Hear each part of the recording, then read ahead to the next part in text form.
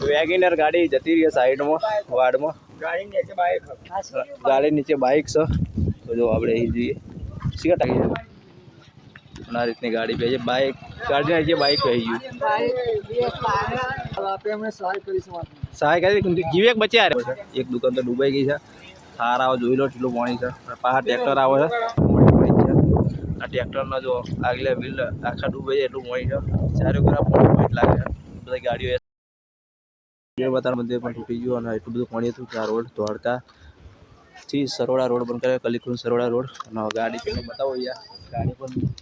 એ તણે જતી રહી એટલું બધું પાણી અહીંયા જોર કરતું હતું તો બધા ભાઈઓ આવી ગયા છે બહારથી અને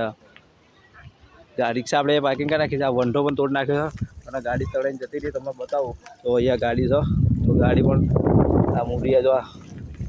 લગભગ કેનાલ તૂટેલી એવું લાગે છે આગળ રસ્તો પાછા આવ્યા તો આ જો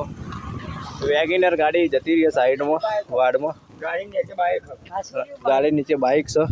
તો જો આપણે અહીં જોઈએ સીધા ડ્રાઈવર જીવ્યો કહે તો આ રીતની ગાડી વાડમાં આ રીતની પહેરી ગઈ અને હાઈવે રોડ છે અને મંદિર પણ પેલું તૂટી ગયું કેનાલ છે અને અહીંયા મંદિર તો ચંદીસર ગામ છે અને ચંદીસર ગામની સાઈડમાં આ રીતની કેનાલ તૂટી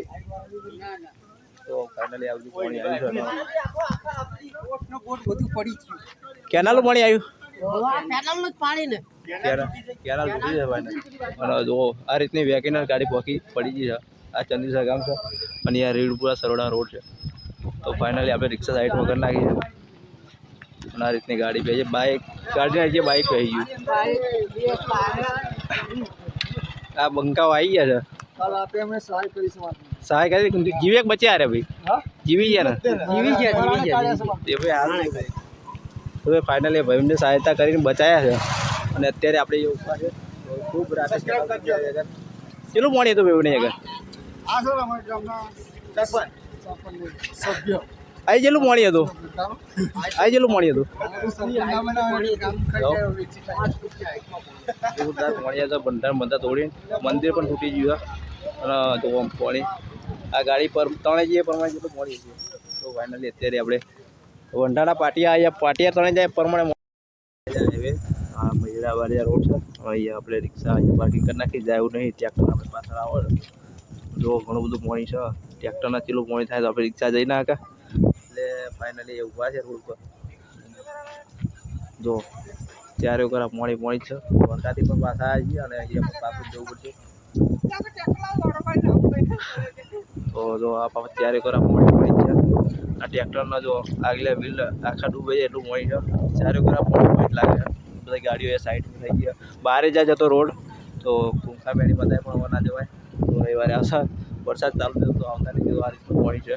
તો ગેસ દર્શન કરી લેજો અને ચારે કોરા પાણી છે તો આપણે પાછા આવ્યા છીએ દવા નહીં અહીંયા પણ એટલું પાણી છે